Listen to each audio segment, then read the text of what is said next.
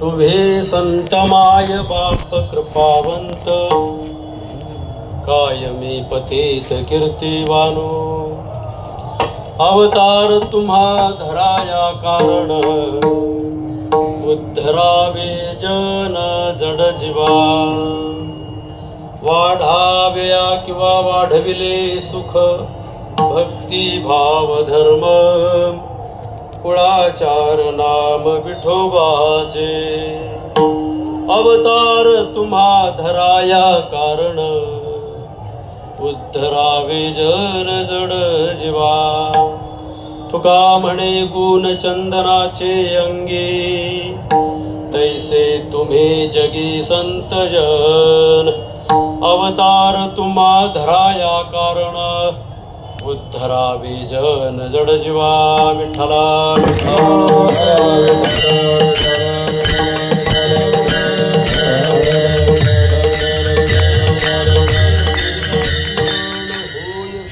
विद्यांचे अधिकरण, तेची वंदो श्रीचरण श्री गुरूंचे, ते नमस्कारोणी आता.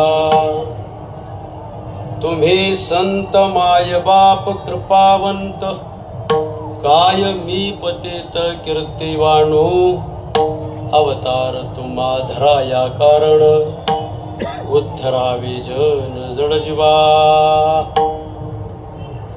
संत ज्ञानदेवांच्या संजीवन समाधी सोहळ्याच्या निमित्ताने आपण इथे एकत्र आलेलो आणि माऊलींच्या समाधी सोहळ्यामध्ये स्वानंद सुखनिवासी सद्गुरू जोग महाराज प्रस्थापित ही वारकरी शिक्षण संस्था आणि या संस्थेमध्ये प्रतिवर्षी होणारा हा उत्सव आणि या उत्सवातली आजची माझ्याकडे आलेली चिंतन सेवा,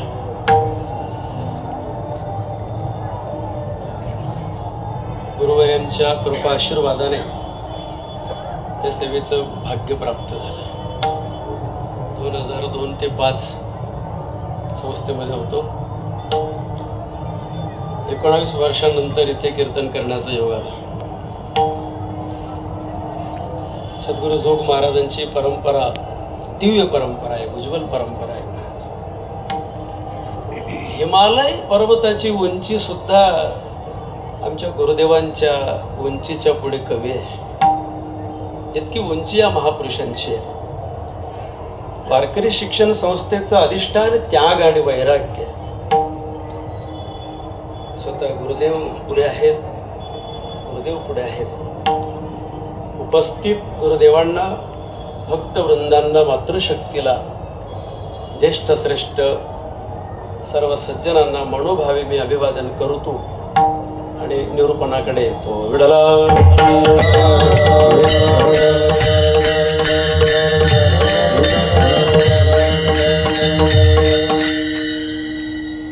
आपल्या वाचेने जर आपण गुरुदेवांचं नाम घेतलं तर आपली वाणी पवित्र होते.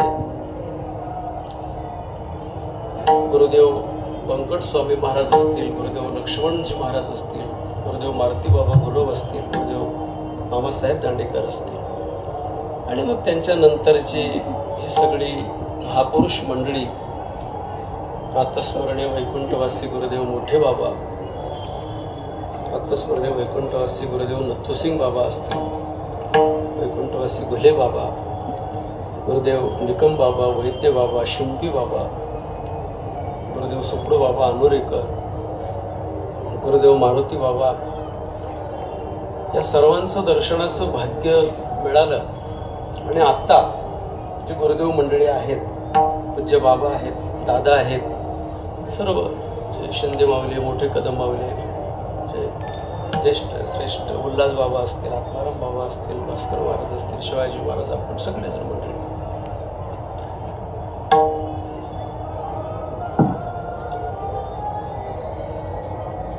तुकोबाराय अभंगातून संतांचा महिमा वर्णन करतात. अध्यात्माच्या प्रांगणामध्ये सर्वात कठीण गोष्ट जर कोणती असेल तर ती संतांचं संतत्व लक्षात येणं. तुकोबाराय बोलतात, सर्वात दुर्गम गोष्ट जर परमार्थातली कोणती असेल तर ती संत महिमा कळण आहे. संतांचा महिमा तो बहु दुर्गम, संतांचा महिमा तो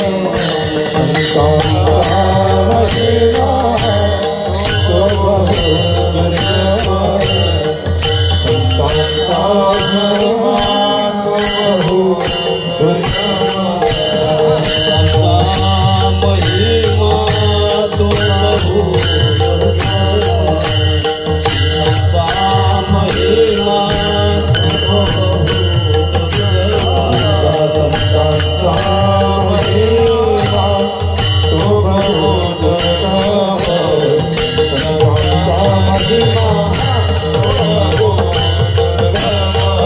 संतांचा महिमा तो बहु दुर्गम,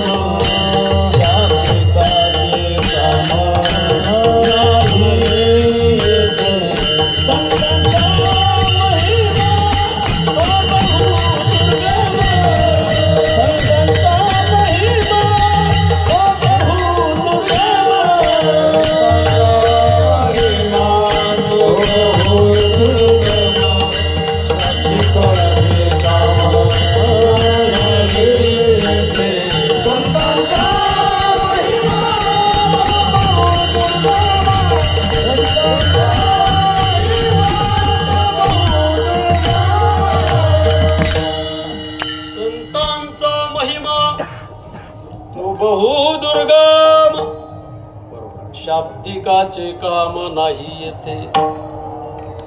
इथे म्हणजे या विषयामध्ये शाब्दिक पुरेसा नाही. संस्थेमध्ये असताना एकदा जुन्या संस्थेमध्ये कीर्तन करण्याचा योग आला. कोणीतरी महाराज आले नाहीत आणि मग अचानक मी उभा राहिलो.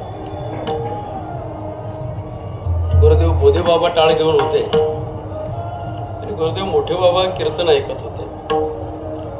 कीर्तन झाल्यानंतर बाबा खाली आले, दर्शन घेतलं आणि बाबा असं म्हणाले, अरे कीर्तन मोघम करू नये, कुठलाही अभंग कीर्तनाला घेऊ नये. गुरुवर्य मामांनी ज्या मालिका काढलेल्या आहेत त्या मालिकांचा आधार घेऊन बोला.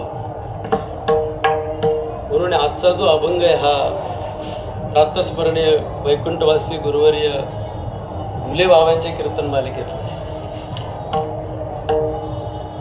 आणि ते प्रकरण मी आपल्या पुढे मांडणार आहे. तुकोबाराय म्हणतात शाब्दिक इथे पुरेसा नाहीये. आपल्या दृष्टिकोनातून शाब्दिकाची व्याख्या आपण काय करणार? मी असं म्हणेल, वर्षातले 360 दिवस जरी कीर्तन करण्याचा प्रसंग आला तरी एखादा वक्ता दररोज नवीन अभंगावर निरूपण करू शकतो, इतका विद्वान असू शकतो. पण ज्ञानोबाराय त्याला सुद्धा शाब्दिक म्हणत नाही. ज्ञानदेवांच्या नजरेतला शाब्दिक फार वेगळा आहे महाराज. 4-5 ओव्यांचं एक स्वतंत्र प्रकरण ज्ञानोबारायांनी 13व्या अध्यायामध्ये दिलेलं आहे. अध्यात्म ज्ञान नित्यत्वम या श्लोकावरच्या त्या काही ओव्या आहेत. अज्ञानम यदतोन्यथा 100 पेक्षा जास्त ओव्या या शब्दावर आहेत. आणि माऊलींच्या दृष्टिकोनातला शाब्दिक मी आपल्या पुढे उभं करणार आहे गुरुदेवांच्या कृपा शक्तीच्या आधाराने. इथे या व्यासपीठावर उभा राहिल्यानंतर पाय थरथर कापतात. एरवी वर्षभर आपण समाजामध्ये कीर्तन करतो तो भाग वेगळा आहे, पण इथली गोष्ट वेगळी आहे. वाचायला कोरड पडते. इथे थरकाप होतो अंतकरणाचा, चित्ताचा, मांड्या थरथर कापतात. हा प्रसंग थोडासा अवघड आहे, पण गुरुदेव सांभाळतील अशी मला अपेक्षा आहे. श्रीगुरूंच्या कृपेचा वैभव आपल्या वारकरी पंथामध्ये अगम्य अशा प्रकारचा आहे. साधकाने गुरुदेवांच्या चरणावर फक्त नतमस्तक व्हावं आणि आपली सेवा रुजू करावी, याच्या पलीकडे त्याने काहीच करू नये. ज्ञानोबाराय म्हणतात शाब्दिक कोण आहे? विवरण वाचस्पती वेदांत नाथांच्या भागवतातली ओवी आहे. शास्त्र जाणे वार्तिकात तिढे प्रस्थाने मूर्तिमंत पुढे तिष्ठत योग्यत्वे. विवरणात्मक ग्रंथाचं निरूपण करण्यामध्ये निष्णात आहे. ग्रंथांचे काही प्रकार पाडले शास्त्रकारांनी. स्मृत ग्रंथ, विनिर्गत ग्रंथ वगैरे शतकोटीमध्ये येऊन गेलेले.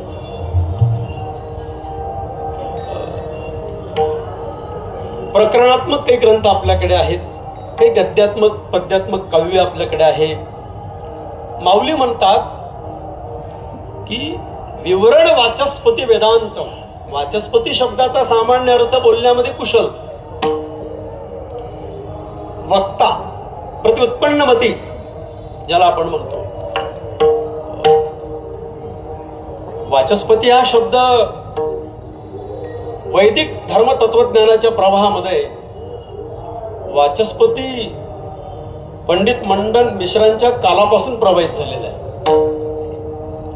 ज्ञानोबा म्हणतात तो वाचस्पती आहे, वार्तिक जाणतो. वैदिक तत्वज्ञानच्या ग्रंथामध्ये सामावलेला आहे. त्या ग्रंथातला जो क्लिष्ट भाग आहे तो सामान्य बुद्धीला गोचर होत नाही. त्याचं आकलन होण्याकरता महापुरुषांनी त्या सूत्रांचं विश्लेषण केलेलं आहे. सूत्रातला डीप भाग लक्षामध्ये येण्याकरता त्याचं जे अनालिसिस केलं जातं त्याला वार्तिक असं म्हणतात. त्याची व्याख्या पण आपल्याकडे आहे.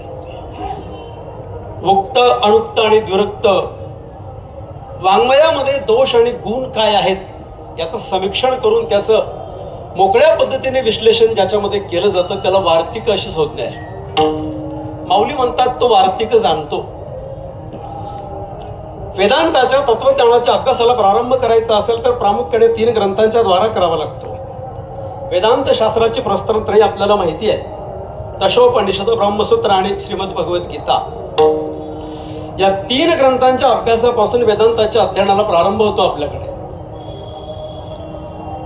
ब्रह्मसूत्राचा त्याचा दांडगा अभ्यास आहे. श्रीमद भगवद्गीता त्याची पाठ आहे आणि उपनिषदांचा पण तो अभ्यास करतोय. वारकरी पंथाची प्रस्थान त्रयी श्रीमद भगवद्गीतेवरील श्री ज्ञानदेवांची भावार्थ दीपिका, प्राकृत भाषेतली टीका, मराठी टीका, ज्ञानेश्वरी, तुकोपनिषद, महाराष्ट्रातील वेदाचा 5वा अवतार म्हणजे गाथा आणि श्रीमद भागवताच्या 11व्या स्कंदावरील 15व्या शतकामध्ये शांतीब्रह्म एकनाथ महाराजांनी जी मराठी टीका केली, एकनाथी भागवत, या 3 ग्रंथांना वारकरी संप्रदायाची प्रस्थान त्रयी असं म्हटलेलं आहे. तिन्ही प्रस्थाने मूर्तिमंत प्रत्यक्ष त्याच्या समोर उभी राहतात एवढी त्याची योग्यता आहे. कर्मकांड तरी जाणे मुखोद्गत पुराणे. सगळ्या ओळ्या आपण इथे लावून घेऊ. वेदामध्ये 70% भाग कर्मकांडाचा आहे. जवळजवळ कर्मकांडाने वेद बराच व्यापलेला आहे. माऊली असं म्हणतात की तो कर्मकांडामध्ये निपुण आहे, कर्मकांड तरी जाणतो. एरवी ज्ञानेश्वर महाराजांच्या ओव्या जर आपण बघितल्या तर ज्ञानोबाराय म्हणतात की कर्माच्या बाबतीमध्ये येत मोहिलेगा क्रांतदर्शी. विचक्षणासारखी इथे संभ्रमात पडतायत. कर्माच्या फील्डमध्ये बुद्धिमंत कन्फ्यूज होत आहेत. किम कर्म किम कर्म कवयोप्यत्र मोहिता तत्ते कर्म प्रवक्ष्यामि यज्ञात्वा मोक्षसे शुभात् कर्म म्हणिपेते अथवा अकर्मिकाय लक्षण. कर्मकांडामध्ये आचमनाकरता पाणी किती घ्यावं याचं शास्त्र आहे. माश मात्रेनं कमी अधिक झालं तर मद्यप्राशन केल्याचं पातक लागतं आपल्याला. हो, तो कर्मकांड जाणतो. मी एवढंच, मला बरंच पुढे जायचं आहे. माझी एक विनंती आहे व्यासपीठावरून अशी असेल, वारकरी संप्रदायामध्ये प्रवेश करून आणि सद्गुरू जोग महाराजांच्या प्रवाहाचं पायकत्व स्वीकारून 4 वर्ष जोग महाराजांच्या परंपरेमध्ये गुरुदेवांच्या समोर बसून ज्ञान ग्रहण करणाऱ्या साधकाने मला असं कधी कधी वाईट वाटतं की आपली काही मंडळी कर्मकांडाकडे वळलेली आहे. लग्न लावणं वगैरे विधी करणं आपला अधिकार नाही, ते आपल्या अनधिकार क्षेत्रातले. माझी विनंती आहे, आपण सिंहाचे छावे आहोत, शोक महाराजांच्या आपण पठ्ठे आहोत. ज्ञानेश्वरी पाठ करा, कथा पाठ करा, भागवत पाठ करा, संत वाङ्मयाचं विश्लेषण करा, समीक्षण करा, अभ्यास करा, संतांच्या विचाराचं प्रामाणिकपणे प्रचार आणि प्रसार करा. काही कमी पडणार नाही. कर्मकांडाकडे जाण्याची आवश्यकता नाही, आपण त्याचे अधिकारी नाहीत. कर्मकांडाचा अधिकार फक्त विप्रवरांना दिलेला आहे, ब्राह्मण कुलोत्पन्नांनाच दिलेला आहे. कर्मकांड तरी जाणे. मुखोद्गत पुराणे 18 पुराण आपल्याकडे आहेत. या श्लोकामध्ये सगळी येऊन गेलेली आहेत. मद्वयम भद्वयम मत्स्य मार्कंडे ब्रह्म ब्रह्मवैवर्त ब्रह्मांड भारत भविष्य वराहवाई विष्णू वामन नारद अग्नी वगैरे सगळे आलेले. 18 पुराण त्याने पाठ केलेली आहे. मुखोद्गत पुराणे म्हणजे ज्योतिषशास्त्रामध्ये तो इतका निष्णात. ज्ञानोबाने काय वर्णन करतायत बघा. केवढी मोठी इमारत ज्ञानेश्वर महाराज उभी करतायत हे मला सांगायचं आहे. ज्योतिषी तो म्हणे तैसेची होय. अलीकडच्या काळामध्ये उद्या पाऊस पडेल इतक्या भागामध्ये ते पंजाबराव काय त्यांचं नाव, ते पावसाचा अंदाज देतात. पण ज्ञानोबा म्हणतात याचा अंदाज इतका अचूक आहे. या जिल्ह्यामध्ये, या तालुक्यामध्ये, या गावामध्ये इतका मिली पाऊस पडेल असा अचूक ज्योतिषी तो म्हणे. जन्माच्या वेळेला आकाशामध्ये ग्रह आणि नक्षत्रांची जी स्थिती असते त्याच्यावरून ज्योतिषातलं भाकीत वर्तवलं जातं. वारकरी संप्रदायाची दीक्षा घेणाऱ्या माणसाने ज्योतिषापुढे आपले हात पसरवू नयेत. ज्या वेळेला माझ्या वाचण्यामध्ये गाथ्यातला एक अभंग आला तुकोबारायांचा की ज्योतिषाच्या अंगारी, ज्योतिषाच्या आधाराने भविष्यामध्ये होणाऱ्या घटनांची नांदी जी सांगतात ते शकून सांगायला जातात भूत भविष्य आणि वर्तमानाबद्दल, त्यांचा आम्हाला कंटाळा आहे.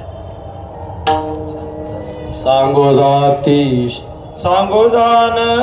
शकून भूत भविष्य वर्तमान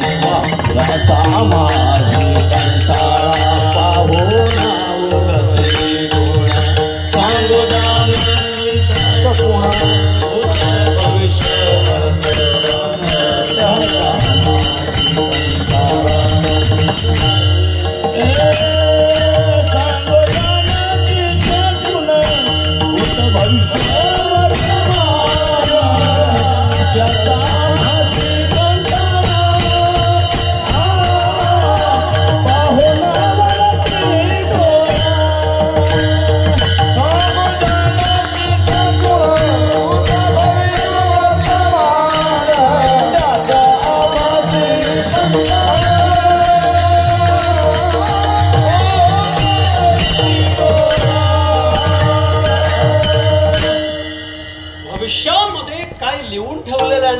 घडणार आहे काही आवश्यकता नाही. जीवनाचा प्रवास प्रारब्ध बलाने होत असतो. ज्ञानोबारायांनी मत ज्योतिषशास्त्र स्वीकारलंय. ज्ञानोबाराय ज्योतिष मानतात. ज्योतिषी तो म्हणे तैसेची होय. तो ज्योतिषशास्त्रामध्ये निष्णात आहे. शिल्पी अति निपुण. शिल्पकलेमध्ये तो कुशल आहे. वस्तूवर आपल्याकडे असलेलं स्किल, कौशल्याने तो करामत करतो, कारागिरी करतो. शिल्पी ते निपुण. सुपकर्मी ही प्रवीण. स्वयंपाकामध्ये विशारद. प्रवीण शब्दाचा अर्थ आहे विशारद.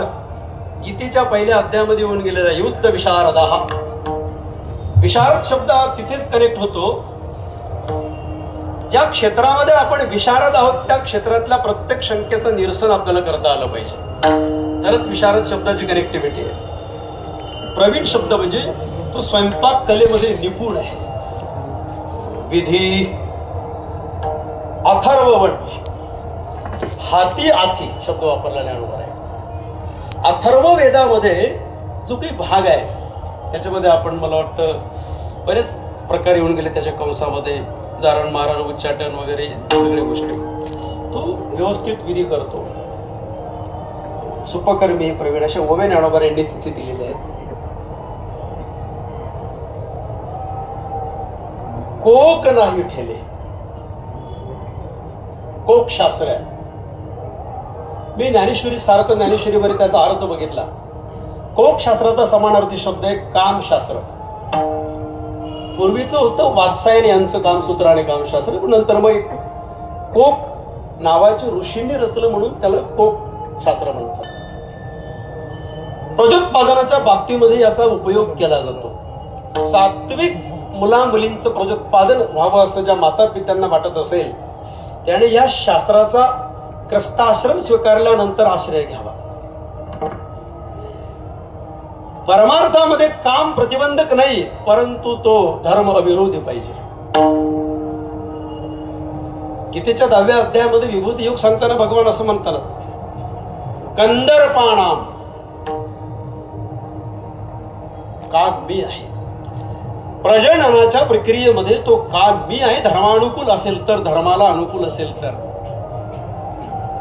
कोक शास्त्रामध्ये तो निष्णात आहे, सगळ्या प्रश्नांची उत्तर देतो. नाही केले 1,15,00,000 श्लोक महाभारताचे त्याचे मुखोद्गत आहेत. आगम आणि निगम दोन स्वतंत्र शब्द आपल्याकडे आहेत. वेदाच्या नंतर या दोन शब्दांचा क्रम लागतो. आगमामध्ये तंत्र आहे. आगमाचे प्रकार आहेत त्याच्यामध्ये, वैष्णव आगम, शैव आगम, शाक्त आगम. सगुण उपासना करत असताना आपल्या उपास्याला जर आपल्याला प्रसन्न करायचं असेल तर त्या पूजेची सामग्रीची मांडणी कशी करावी या आगमामध्ये येऊन गेलेले आहे.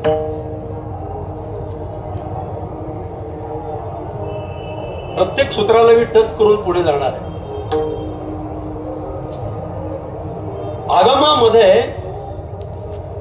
आगमामध्ये तत्वज्ञान आहे. आपल्या वारकरी तत्वज्ञानाचा उगम ज्ञानेश्वरीतल्या ओवीच्या आधाराने जर आपण बोललो, शेर सिंधूच्या परिसरी शक्तीच्या कर्णकुहरी, इथून आपला उगम झालेला आहे तत्वज्ञानाचा. परंतु मधल्या काळामध्ये लोपलं गेलं. तत्वज्ञान नष्ट होत नाही, अध्यात्म नष्ट होत नाही, त्याच्यावर मरगळ येते, काळीमा येते, काजळी येते. नेणो कैसा मोह वाढींनाला 4थ्या अध्यायामध्ये ज्ञानोबाराय बोलतात, एवं परंपरा प्राप्त याची श्रृंखला बघून घ्या. आणि इसवी सनाच्या 8व्या शतकामध्ये या भारतामध्ये अवैदिक विचारधारेचा सुळसुळाट जेव्हा व्हायला लागला त्यावेळेला हिमालय पर्वताच्या हिम टेकडीवर भगवान शंकरांनी स्वतः प्रगट होऊन काही सूत्र लिहिली असं चिंतन सापडतं. त्यांना शिवसूत्र अशी संज्ञा आहे. उन्मेष नामक 77 सूत्र त्या टेकडीवर लिहिले होते. आणि इसवी सनाच्या पूर्वी, इसवी सन पूर्व शब्दाचा अर्थ असा आहे, येशू ख्रिस्तांच्या जन्मापूर्वीची कालगणना ईसा पूर्व म्हटली जाते आणि येशूंच्या जन्मानंतरची कालगणना ईसा नंतर म्हटली जाते. भगवान शंकर पंडित अभिनव गुप्तांच्या स्वप्नामध्ये गेले, उठा, अवैदिक प्रवाह वाढायला लागले, वैदिक धर्माला काट बसण्याची वेळ आली. या सूत्रांना जमा करा, त्यांचं संकलन करा, कलेक्शन करा आणि याचं परत विश्लेषण करा. महान विचारवंतांच्या लेखामध्ये वाचण्यात आलेलं आहे. त्या शिवसूत्रांचाच विस्तार ज्ञानोबारायांनी ज्ञानेश्वरीत केलेला आहे. मच्छिंद्रनाथांनी जी शाबरी विद्या निर्माण केली, त्या शाबरी विद्येचा विस्तार म्हणजे ज्ञानेश्वरी आहे. जगत कल्याणाकरता ही विद्या आहे. माझा मुद्दा आहे आगम शब्दावर मी बोलतोय. आगम आणि निगम सगळं इतकं सूक्ष्म अवलोकन त्याने केलेलं आहे, इतका अभ्यास त्याचा दांडगा आहे. नित्यजात सुजे ज्ञानोबाराय म्हणतात, नीती आणि नैतिकतेच्या गप्पा मारण्यामध्ये इतका पुढे गेलेला आहे. नीतीचं तत्वज्ञान इतकं सुंदरपणे मांडतो, मांडणी करतो.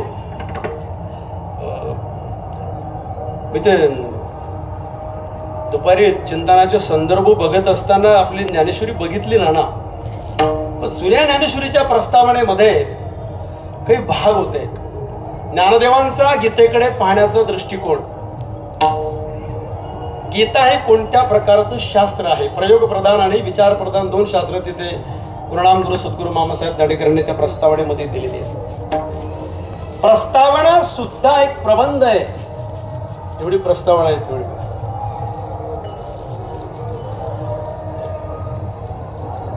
नीती जात सुचे, अध्यात्म हा नीतिशास्त्राचा पाया आहे.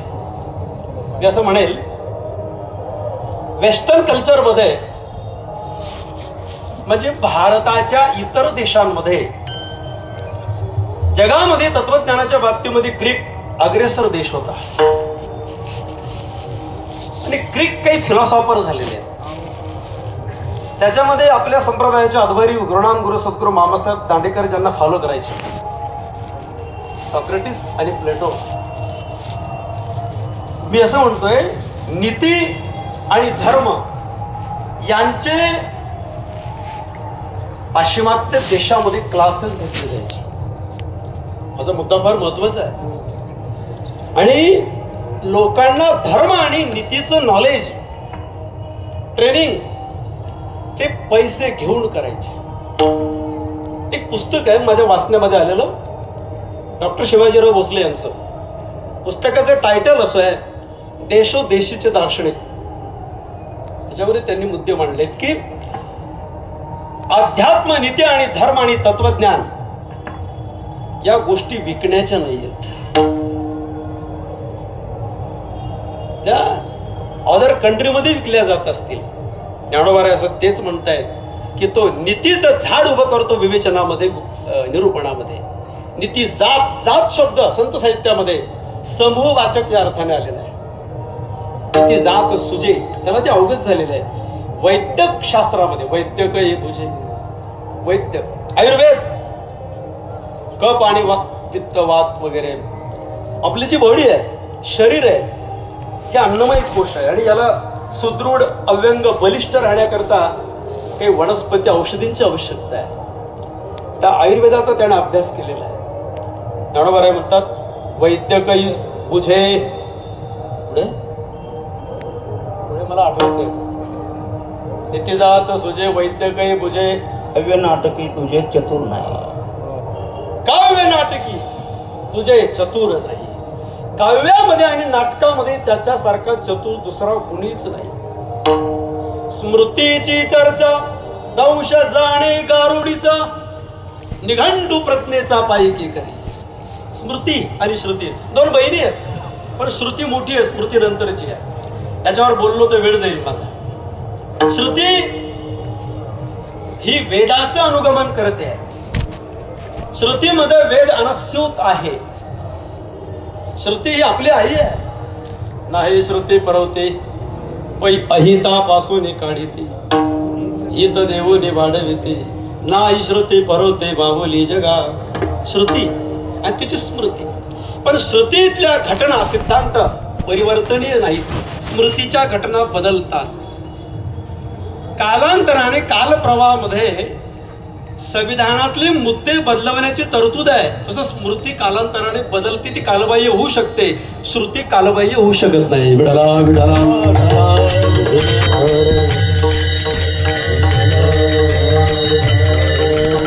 ऋग्वेदादितीने प्रतिष्ठी जती वाग भुवनी. काय ओवी बघा. ज्ञानेश्वरी वाचत असताना अंतर्मुख होण्याची फार गरज आहे मला. त्याला मराठी वाचता येते त्याने जीवनामध्ये एकदा ज्ञानेश्वरी वाचली पाहिजे. कशी वाचली पाहिजे? ओवी समजल्याशिवाय पुढे सरकू नये अशी वाचली पाहिजे. ओवी समजल्याशिवाय पुढे सरकू नये. अक्षरांची उपासना करा पण अर्थामध्ये. ज्ञानोबा म्हणतात, ऋग्वेदादितीने प्रतिष्ठित वाग भुवनी. त्याचं वदन म्हणजे जणू काही ब्रह्मशाळा आहे. ऋग्वेद, यजुर्वेद, सामवेद, अथर्ववेद नंतरच आहे. हे वेदातली अक्षर रुचा त्याच्या जिभेवर नृत्य करतात. इतका तो विद्वान आहे. शेवटची ओवी सांगून समारोप करतो या प्रकरणाचा. व्याकरणी जोखडा, तर्की अति गाढा, परी परी पण आला की इमारत कोसळते. एखाद्याचं वर्णन करत असताना आणि आणि आणि आणि आणि आला पाहिजे. पण नको. पण आला की उभी केलेली इमारत कोसळते. परी आत्मज्ञानी पुढा जन्मांध. आत्मज्ञानाच्या बाबतीमध्ये तो जात्यांध आहे, तो जन्मांत आहे. एखाद्याचं वर्णन करत असताना आणि या उभयान्वी अवयवाची योजना झाली पाहिजे. पण आला की विषय संपला. पण इमारत कोसळते. ज्ञानोबा म्हणतात दृष्टांत फार सुंदर दिले. अलंकारांना महत्व तेव्हाच आहे ज्या वेळेला धड जागेवर, डोकं जागेवर आहे. संजीवनी मूड सापडलं तरी पर्याप्त आहे. गाडीभर इतर लाकडांना काय करायचं. लग्नामध्ये वऱ्हाडी महत्वाचे नाहीत, नवरदेव नवरी महत्वाचे. या सगळे दृष्टांत इथले पुढचे खालचे आहेत. माझा मुद्दा कुठे आहे. ज्ञानोबा म्हणतात एवढं आहे. पण ऐका, कुठलीही इमारत प्रदीर्घ काल टिकावी असं वाटत असेल त्याचं बेसिक फाउंडेशन स्ट्रॉंग पाहिजे. भिंतीचं आयुष्य वाढवावं असं वाटत असेल तर भिंतीचा पाया मजबूत पाहिजे. ज्या भिंतीला पाया नाही ती भिंत कशी असते. बोला पाया भिंत खचे, बोला पाया भिंत खचे.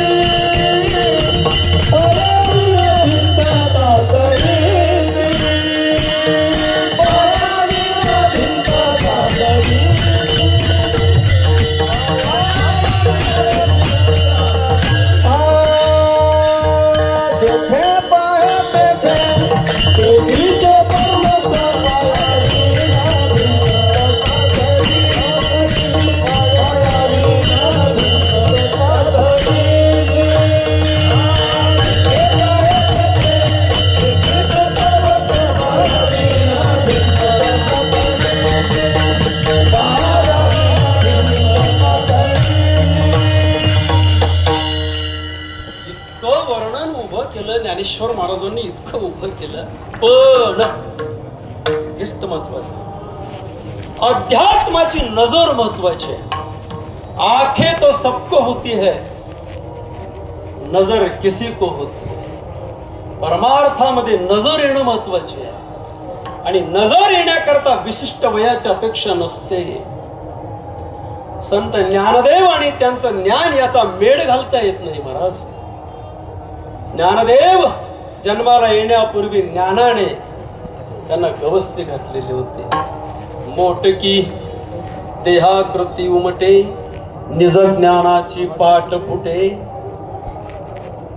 सर्वसाधारण कॉमन नियम असा आहे, जसं जसं वय वाढतं तसं तसं परिपक्वता आली पाहिजे, सोशल मॅच्युरिटी आली पाहिजे, जगण्यातले संदर्भ कळाले पाहिजेत. वाढत्या वयाबरोबर समंजसपणा आला नाही तर तो दोष व्यक्तिगत मानलेला आहे. माझा मुद्दा नजर महत्वाची परमार्थातली. आणि हे कृपेने कळतं, हे साधनेने येतील.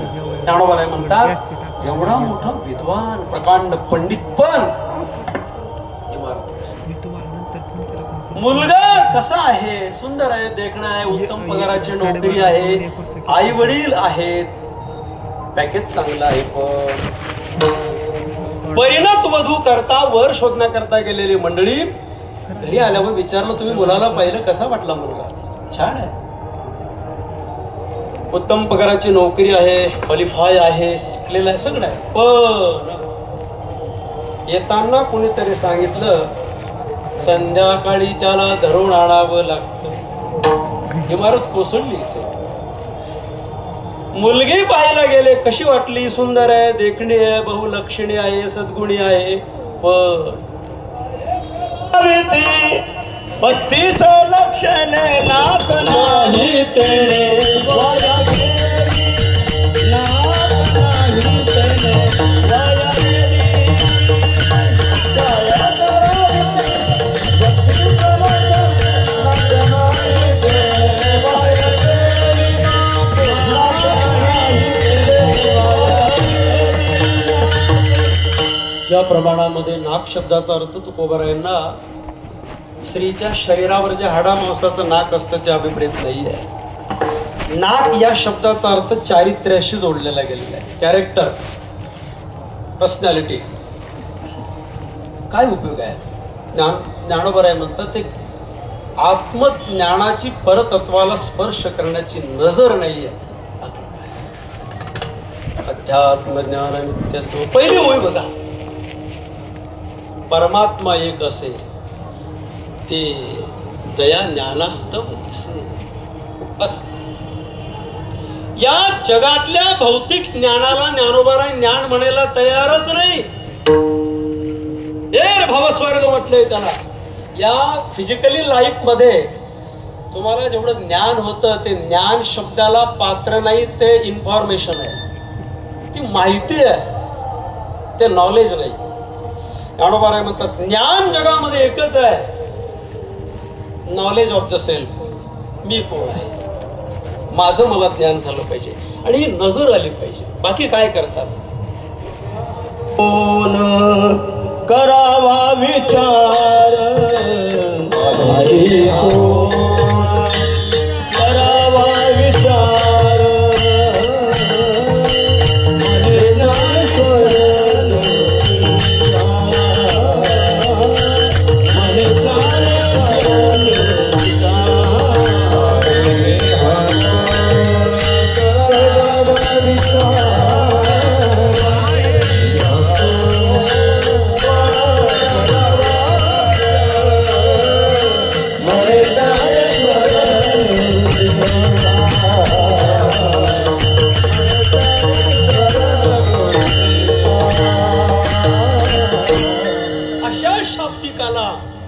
शाब्दिकाचे काम नाही येते. प्रसूती कालामध्ये होणाऱ्या वेदना अपत्य न प्रसवणाऱ्या स्त्रीला कळत नाही. विद्वानाची योग्यता विद्वानालाच कळते, पहिलवानाची ताकद पहिलवानालाच कळते. संतत्वाचं आकलन होण्याकरता अंगी संतत्व बाणावं लागतं, तरीच महिमा. संत कोणाला कळत नाही हा माझा मुद्दा आहे. ब्रह्मदेवाला सुद्धा संतत्व न कडे साचार. चतुरानन 4 आहेत. मुख ज्याला मराठी व्याकरणामध्ये बहुव्रीही समास असतो. 4 आहेत. आपल्या 4ही मुखातल्या 4ही वाण्या ब्रह्मदेवाच्या संत वर्णनाच्या बाबतीमध्ये गप्प बसल्या. संतांच्या वर्णनाचा विषय आला की ज्ञानोबाराय असं म्हणतात, विश्वगुरु निवृत्तीनाथ महाराजांचं वर्णन जेव्हा ज्ञानोबाराय करायला सरसावतात तेव्हा माऊली म्हणतात की आम्हाला दोघांना एका पंक्तीला बसावं लागतं, वेदाला आणि मला खूप गिळावं लागतं. अवघड विषय. ब्रह्मदेवाला संतांचं आकलन झालं नाही. संतांचा महिमा कोण जाणे सीमा, सिनला तो ब्रह्म बोलवेण. ब्रह्मदेवाला संत कळाले नाहीत, कळण्याकरता तर तो सोपान झाला, ब्रह्म सोपान तो झाला. 4 वेद आणि 6 शास्त्र उभे राहिली सभेमध्ये. त्याने हात जोडून कबुली दिली.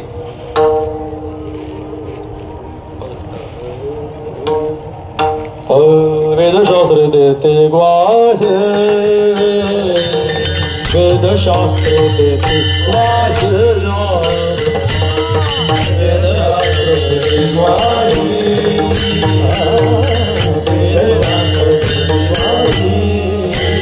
संत महिमा कळले नाही, संत महिमा कळले नाही. वेदशास्त्र देते ग्वाहे, वेदशास्त्र देते ग्वाहे. संत महिमा कळले नाही, संत महिमा कळले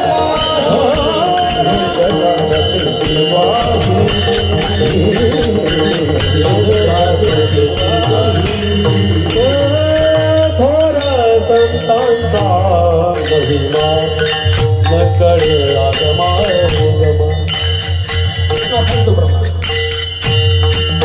वारकरी कीर्तन प्रणालीमध्ये संगीत आवश्यक तेवढंच असतं. सर्वात जास्त जोर निरूपणावर असला पाहिजे. विठ्ठला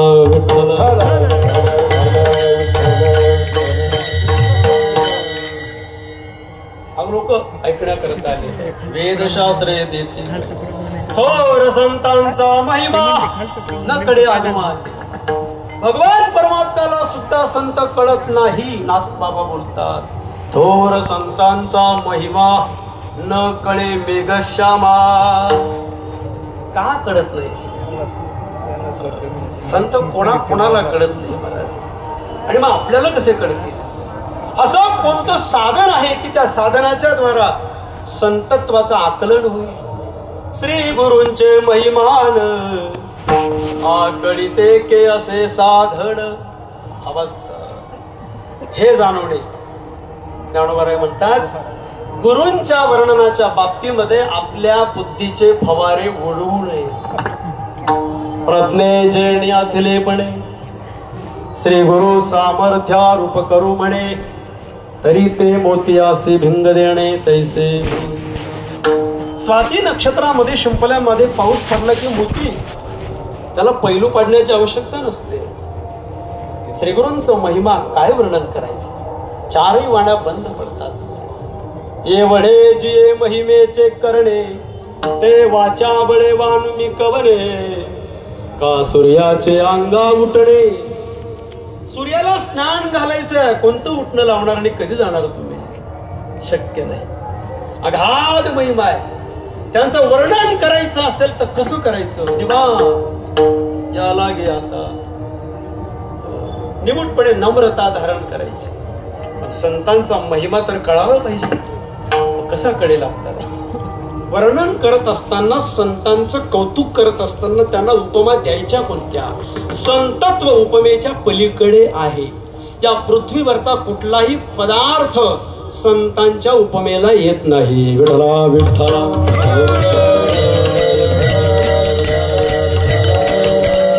उपमा देण्याकरता ज्याची उपमा द्यावयाची आहे आणि ज्याला द्यावयाची आहे त्या दोघांमध्ये साधर्म्य असावं लागतं. उपमेय आणि उपमानामध्ये साधर्म्याची आवश्यकता आहे. एखादा व्यक्ती दानशूर आहे म्हटलं की त्याला कर्णाची उपमा दिली जाते. जगामध्ये कर्ण दानशूर व्यक्तीच्या उपमानाला प्राप्त झालेला आहे. संत उपमेच्या पलीकडे. पण तरी सुद्धा आपण संतांना उपमा देऊ. संतांना आपण सूर्य मानू. संत सूर्यासारखे असतात. संत सूर्यासारखे असतात. सूर्याचं काय लक्षण आहे? तेजे सूर्य तैसे सोज्वळ. सूर्यासारखे संत तेजस्वी आहेत. संतांच्या ठिकाणी असणारं तेज कोणतं आहे? तपो तेजाची या राशी. नैष्टिक ब्रह्मचर्य व्रताचं संयमी जीवन जगण्याचं एक तप आहे. संतांच्या ठिकाणी तेज वलयाने ते युक्त असतात. तेजाचं वलय त्यांच्या अवतीभोवती असतं. सूर्याच्या ठिकाणी तेज आहे. तो तेजस्वी आहे. तो जगाला प्रकाश देतो, कारक आहे. परंतु सूर्याच्या तेजाचा अस्त होतो. तो मावळतो. तो पश्चिमेला आल्यानंतर तो मावळतो सायंकाळच्या वेळेला. संतांच्या तेजाचा कधीही अस्त होत नाही. तुकोबारायांचं छोटस सूत्र आहे. त्यांच्या तेजाना अस्त. त्यांच्या तेजाचा अस्त कधी होत नाही संतांच्या. आपण चंद्राची उपमा देऊ, परंतु चंद्राच्या ठिकाणी सुद्धा एक उणीव आहे. चंद्र फक्त महिन्यातून एकच दिवस पूर्ण असतो. संत सर्वकाळ पूर्ण असतात. चंद्र संपूर्ण एखादे वेळ हे सदा. आपण संतांना मेघाची उपमा देऊ. मेघ काय करतो? मेघ पाण्याचा वर्षाव करतो. वर्षाव करत असताना भेदभाव करत नाही. ही जागा अगदी स्वच्छ आहे आणि ही जागा अगदी घाणेरडी आहे. घाणेरड्या जागेवर पाऊस पाडायचा नाही, स्वच्छ जागेवर खूप पाडायचा, असा भेद कधी मेघाने केला? विचारित मेघ हा गंधारी शेत, मेघ हा गंधारी शेत, नाही विचारित मेघ हा गंधारी शेत, नाही विचारित मेघ हा गंधारी शेत,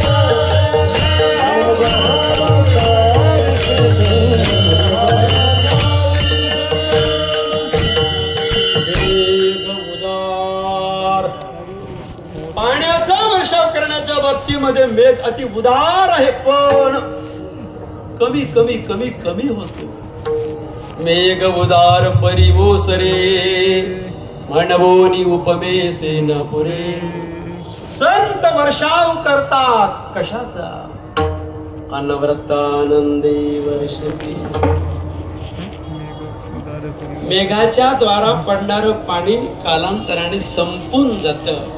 संतांनी केलेल्या कृपेचा वर्षा, कृपादान केले संते, कल्पांती सरेना, कल्पांती सरेना, कल्पांती सरेना,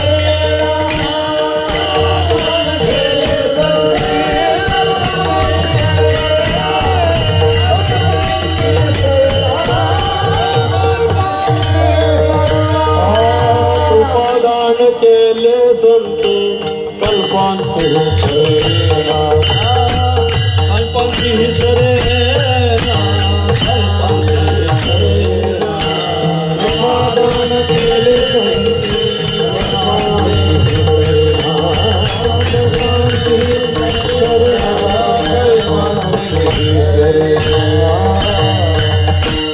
आपण संतांना सिंहाची उपमा देऊ, परंतु जंगलातला सिंह क्रूर प्रवृत्तीचा आहे.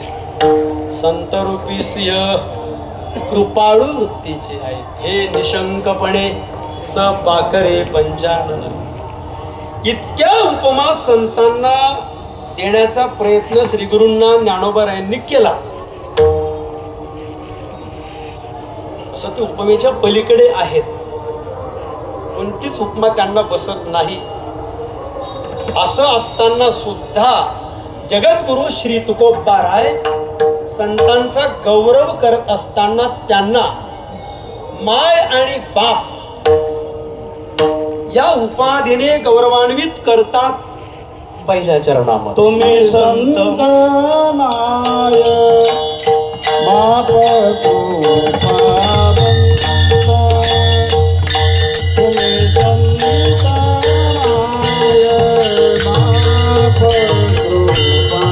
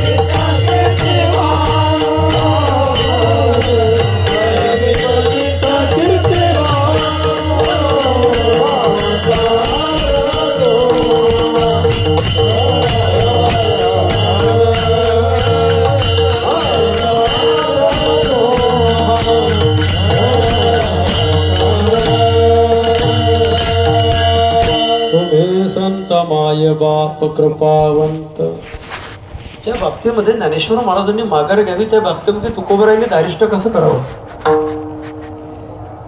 परंतु जगद्गुरु श्री संत तुकोबाराय जरी संतांना मायबापाची उपाधी देत असतील तरी सुद्धा ज्ञानेश्वर महाराज म्हणतात तुकोबराया मायबापांची उपमा देणं सुद्धा संतांना यथार्थ नाही, ती सार्थक नाही, कारण ती औपाधिक उपमा आहे.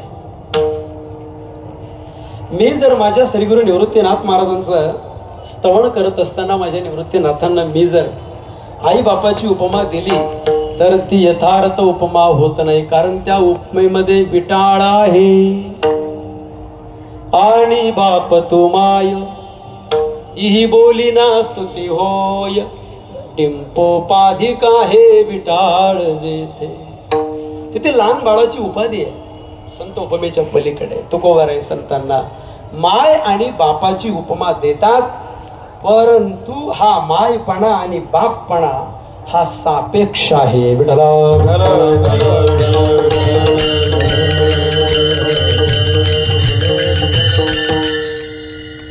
माफी मागून बघतो या व्यासपीठावर. तत्वज्ञानाच्या क्षेत्रातल्या काही शब्दांचा अर्थ कळण्याकरता सद्गुरु जोग महाराजांच्या संस्थेमध्येच प्रवेश करावा लागतो. विठला विठला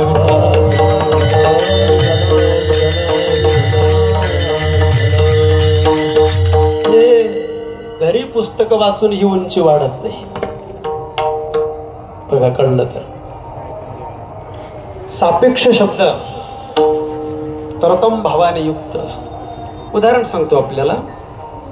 एखादी मुलगी लग्नाच्या पूर्वी तिचं नाव लिहित असताना कुमारी लिहिली, परंतु ज्या वेळेला ती विवाहाच्या बंधनामध्ये अडकली, विवाहोत्तर तिला जर तिचं नाव लिहायचं असेल तर ती आपल्या नावापुढे सौ शब्दाची योजना करते. मुलीचं रूपांतर पत्नीमध्ये होतं, ती आता पत्नी झाली पण आई नाही झाली. तिला जर आई व्हायचं असेल तिला एक प्रोसिजर पूर्ण करावी लागणार आहे. तिला आपल्या उदरातून अपत्य प्रसवावं लागेल तरच ती आई सौत्याला प्राप्त होईल. दोन मित्र गप्पा मारत होते. एका मित्राने एका मित्राला म्हटलं, अरे तुझं वय काय? तो म्हटला, माझं वय 18 वर्ष. म्हणे, तुझ्या बापाचं वय काय? म्हणे 18 वर्ष. अरे मी तुला तुझं वय विचारलं, तू 18 वर्ष सांगितलं, बापाचं वय 18 वर्ष कसं असेल? तो म्हणाला, तू मला माझ्या बापाचं वय विचारलं, माझा बाप झाला कधी? मी जेव्हा जन्माला आलो तेव्हा त्याला बापपणा प्राप्त झाला. म्हणजे आईपणा आणि बापपणा हा परावलंबी आहे. संत सापेक्षत्व धर्माने मोठे नसतात, ते निरपेक्षत्व धर्माने मोठे असतात. विठला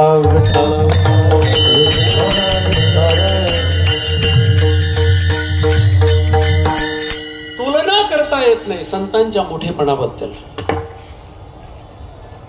तुकोबाराय संतांना माय आणि बाप म्हणतात. त्याच्यामध्ये काहीतरी इंगित असलं पाहिजे.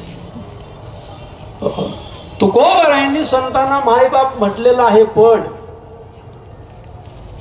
माय आणि बाप परमार्थातले वेगळे असतात आणि भौतिक जगातले वेगळे असतात. संसारामध्ये आई आणि वडील वेगवेगळे असतात, परमार्थामध्ये आई आणि वडील एकच असतात. संसारामध्ये माता पिता दोन असतात, परमार्थामध्ये मायबाप एकच असतो. संसारातले माता पिता ही मुलांना सांभाळतात, परमार्थातले श्रीगुरु रूपी मायबाप सुद्धा साधकाला सांभाळतात. पण दोघांच्या सांभाळण्यामध्ये फार मोठी तफावत आहे. तुकोबाराय बोलतात, भौतिक जगातले मायबाप आपल्या लेकरांना सांभाळत असताना मनामध्ये कोणता भाव ठेवतात? माय बापे सांभाळीती, लोभा कारणे पाळीती. परमार्थामध्ये प्रत्येकाला 5 पिता असतात आणि 5 माता असतात.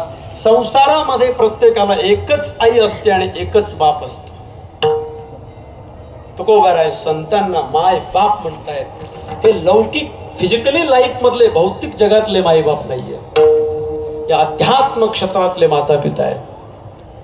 आणि तुकोबराय मायबाप असं संबोधन वापरत असताना त्यांच्या पुढे फार मोठं विशेषण वापरतायत. संत हे माय बाप आहेत, परंतु कोणत्या प्रकारचे मायबाप आहेत तर ते कृपावंत मायबाप आहेत. माझं थोडस समीक्षण वेगळं असेल. संत साहित्यामध्ये ज्या ज्या वेळेला कुठल्याही शब्दाला वंत प्रत्यय लागला असेल त्यावेळेला नेमका अर्थ काय घ्यायचा. इंग्रजी ग्रामर मध्ये डिग्री असतात, पॉझिटिव्ह, कंपॅरेटिव्ह आणि सुपरलेटिव्ह. तसं सुपरलेटिव्ह डिग्रीला EST, GST नाही, EST प्रत्यय लागला की ती सुपरलेटिव्ह डिग्री होते. Most highest, good, better, best. वंत प्रत्यय ज्या ज्या शब्दाला लागलेला आहे ते मोस्ट हायेस्ट, त्याच्या पलीकडे कोणीच नाही. तिथे तरतम भावाची अपेक्षा नाही. जगामध्ये संत इतके मोठे, इतके कृपावंत आहेत की त्यांच्या इतका कृपावंतपणा कोणाकडेच नाही. नाथ महाराज तर भागवतामध्ये लिहितात, कृपेला स्वतंत्र अस्तित्वच नाहीये, ती संतांच्या आश्रयाने आश्रित आहे. कृपेशी स्वतंत्र जन्म नाही, ते कृपावंत आहे. समर्थांनी छत्रपती शिवाजी महाराजांचा गौरव करताना प्रत्येक शब्दाला वंत प्रत्यय लावलेला आहे. सामर्थ्यवंत, वरदवंत, यशवंत, कीर्तिवंत, नीतिवंत, गुणवंत, जाणता राजा. वंत, बरवा, तुझं बरवा शब्द पण तसाच आहे. बरवा शब्द जिथे येतो तिथे मोस्ट हायेस्ट. तुम्ही अभ्यास करा. वंत, कृपावंत आहे. किती कृपावंत आहे. आता तुम्ही कृपावंत.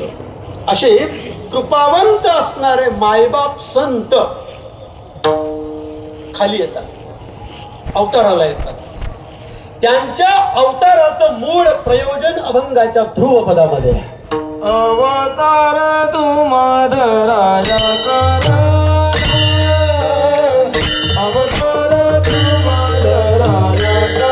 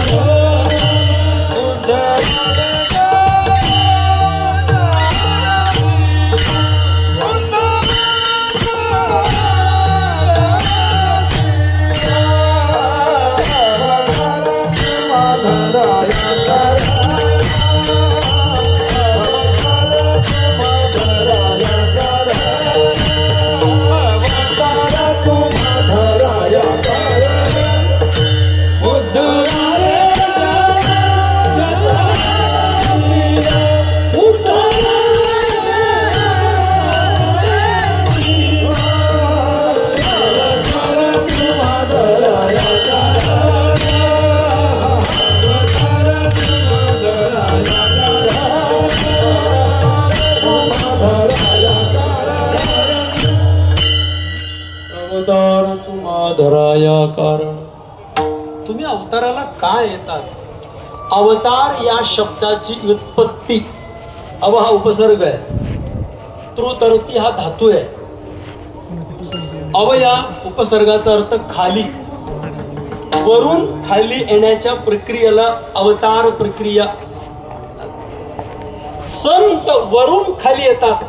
ब्रह्ममूर्ती संत जगी अवतरले, ब्रह्ममूर्ती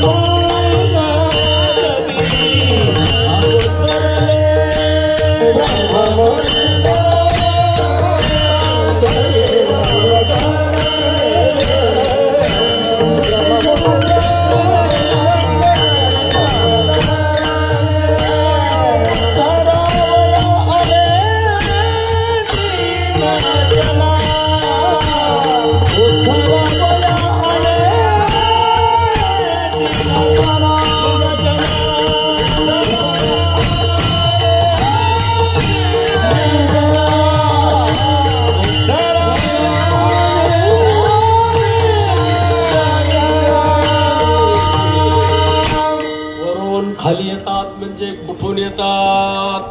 संत राहतात कुठे? संतांचं राहण्याचं मूळ ठिकाण कोणतं आहे? दुसऱ्या अध्यायाचा शेवटचा श्लोक, एषा ब्राह्मी स्थितिपा ब्रह्ममूर्ती सन. ब्रह्मस्वरूप हे त्यांचं मूळ मुद्दल स्वरूप आहे. आम्ही वैकुंठवासी, आम्ही वैकुंठवासी, आम्ही वैकुंठवासी, आम्ही आलोलाची कारणाची, आलोलाची कारणाची, आलोलाची कारणाची.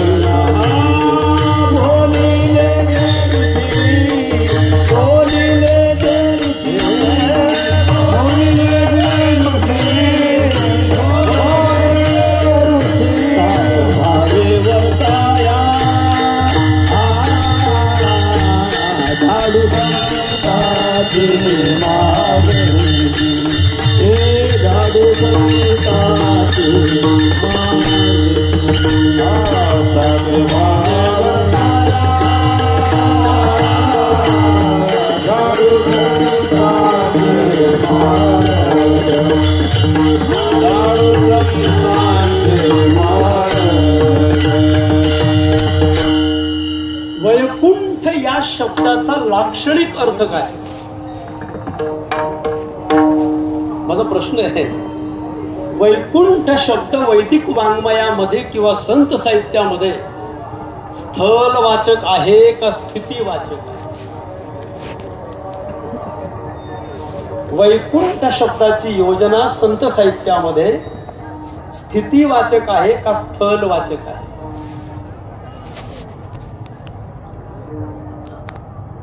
स्थलवाचक जर गृहीत धरला तरी तो आत्म्याच्या सापेक्ष आहे. संत वैकुंठ हा शब्द परब्रह्माचा वाचक आहे, शुद्ध चैतन्य स्वरूपाचा निर्देश करणार आहे. संत परब्रह्म स्वरूपामध्ये असतात. येणे बोधे आम्ही, त्या बोधावरून ते देहभावावर पारमार्थिक सत्तेतून व्यावहारिक सत्तेमध्ये येतात. ते अवतार तुम्हा धराया कारण ते आले. स्वतःचा व्यक्तिगत कुठलाही स्वार्थ नाही. अवताराला देवही येतो आणि संतही येतो. प्रयोजन एक आहे, कार्य करण्याची प्रणाली भिन्न आहे. देव अवताराला येतो, कार्य करतो, भक्तांचं संरक्षण, दुर्जनांचं पारिपत्य. देवही धर्माचं रक्षण करतो, संतही धर्माचं रक्षण करतात. डिफरन्स एवढाच आहे, ईश्वर अवतार कार्यामध्ये थोडासा फरक आहे. ईश्वर अवताराला येऊन दुष्ट प्रवृत्तीच्या लोकांच्या शरीराचा नाश करतो. संत महात्मे दुष्ट प्रवृत्तीच्या लोकांच्या देहाचा नाश करत नाही, त्यांची दुष्ट प्रवृत्ती घालवतात. लक्षात आलं? परमात्मा असुरांना मारतो, मारून कैवल्य देतो. असुरांना मारून कैवल्य देतो. संत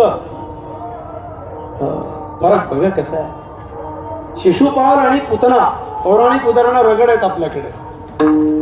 संत तसं करत नाही. तुकोबाराय म्हणतात, तुका म्हणे खड करू समाये निर्मळ, करू समाये निर्मळ, करू सर्व निर्मळ. तुका म्हणे खड करू समाये निर्मळ, करू समाये निर्मळ, करू समाये निर्मळ. गाढवाचे घोडे आणि गाढवाचं घोडं कधी होईल का? खेड्यामध्ये ते बिरबलाचा दृष्टांत सांगून वेळ घालवला जातो. मला इथे सांग, तसं करायचं नाही. प्रवृत्ती बदलवतात संत महात्मेत. प्रवृत्ती बदलवतात, डीएनए बदलवतात, आतमध्ये संक्रमण करतात. काय करते संस्था? आमची संस्था इंटरनल चेंजेस करते, आतमध्ये परिवर्तन करते संस्था. हे असं ऐकलंय की वारकरी शिक्षण संस्थेच्या प्रवाहामध्ये कुठल्या तरी महोत्सवामध्ये महाराष्ट्राचे मुख्यमंत्री आलेले होते आणि गुरुवर्य ब्रह्मलीन मोठे बाबा असं म्हणाले त्या मंत्र्यांना की तुम्ही गरीब लोकांना घरं बांधून देतात, परंतु त्या घरात राहायचं कसं हे तुम्ही शिकवत नाही. त्या घरात राहायचं कसं हे आमची संस्था शिकवते. माणसातला माणूस पण डेव्हलप करण्याचं काम आमची संस्था करते. संत काय करतात, संतांची कार्यपद्धती काय, प्रत्यक्ष प्रॅक्टिकली संत शिकवतात. करोणे सायास आतमध्ये बदल करतात, बुद्धीचा अनुकूल दिशेने पालट करतात संतवाद. पुढे मी उत्थान शब्दावर ते बोलणारच आहे. संत महात्म्यांना अवतार कार्यामध्ये पहिली आठवण जर कोणाची होत असेल तर जे नारकीय जीव आहेत, ते यमाच्या पंथाने निघालेले आहेत, ज्यांच्या जीवनाच्या उद्धाराची सुतराम शक्यता नाही, जे गड्यापर्यंत भवनदीमध्ये बुडालेले, पंचमहापातकी विश्वासघातकी ऐसे या पतिता करावे सनात पूर्वी माझे अर्थ. नामदेवरायांचं प्रमाण आहे. पुंडलिकाला विचारलं, पुंडलिका काय पाहिजे तुला? देवा, तुझ्या दर्शनाला जो कोणी येईल ना देवा, तो जसा असेल त्याला तसा स्वीकार. मूढ पापी जैसे तैसे. प्रवृत्ती बदलतात संत महात्मे. आता त्या उद्धाराच्या प्रोसिजरमध्ये, त्या प्रक्रियेमध्ये कोणकोणते घटक येतात? उद्धारावे. उद्धार या शब्दाचा मूळ अर्थ, मूळ शब्द आहे उत्थान. उत्थान या शब्दातून उद्धार या शब्दाची निर्मिती झाली असेल. मूळ शब्द आहे उत्थान. मानवी जीवन उत्थाना करता आहे का पतना करता आहे? आणि प्रेझेंट सिच्युएशन, वर्तमान परिस्थितीचा आढावा घेतला तर वर्तमानकालीन मानवी जीवन उत्थानाच्या दिशेने अग्रेसर आहे का पतनाच्या दिशेने? समीक्षणाचा विषय. विठला विठ्ठला विठ्ठला.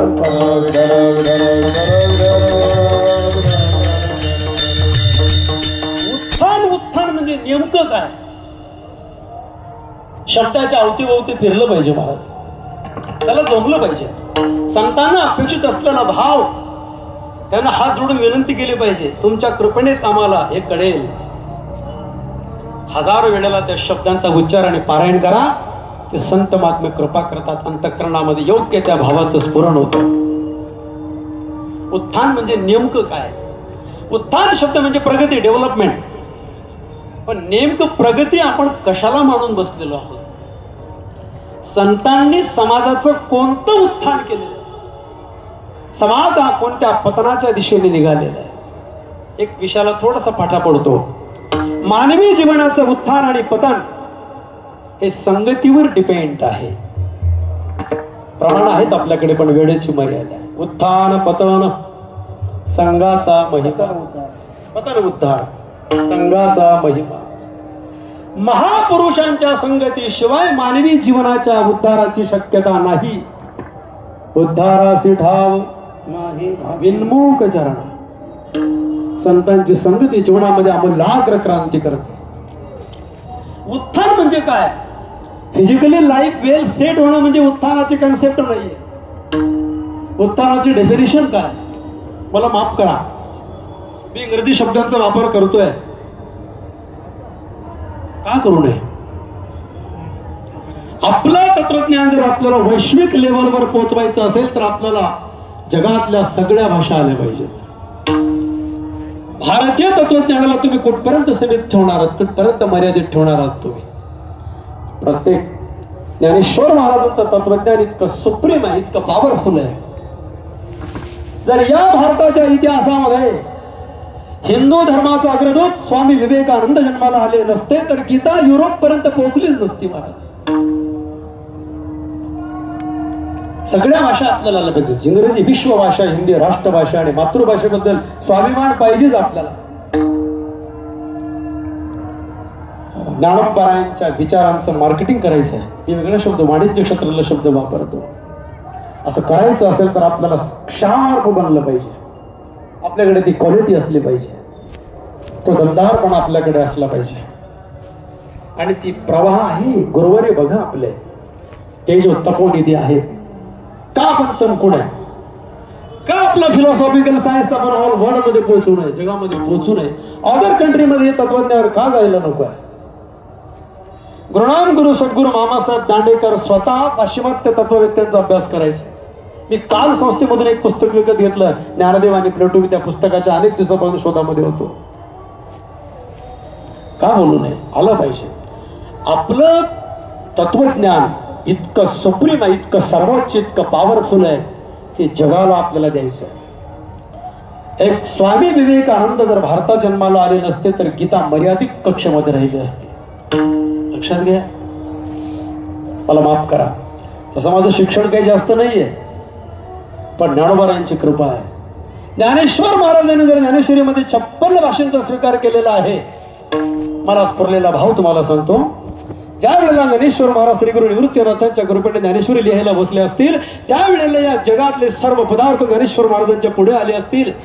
सर्व तीर्थ, सर्व ऋतू, सर्व काळ, सर्व फुलं, सर्व साहित्य, सर्व अलंकार, सर्व उपमा, त्याने असं म्हणावं, ज्ञानोबा राया, तुमच्या ज्ञानेश्वरीमध्ये या प्रकारच्या तत्वज्ञानामध्ये आमचा स्वीकार करा, आम्हाला इन्व्हॉल्व करा. ज्ञानेश्वर महाराज जर 56 भाषेचा विस्तार करतात तर आपण कुठपर्यंत आपण थोडस लक्षात घ्या. मला माफ करा. उत्थान आहे त्या परिस्थितीपासून आपलं उत्थान होणं आहे त्या परिस्थितीपासून, हे फार महत्वाचं. जीवनमान उंचावणं. डॉक्टर सर्वपल्ली राधाकृष्णन योगी अरविंद गुरुनाम गुरु सद्गुरू मामासाहेब दांडेकरांचे महाविद्यालय का जीवनातले गुरु न्यायमूर्ती गुरुदेव रानडे हे फार मोठे महात्मे झाले.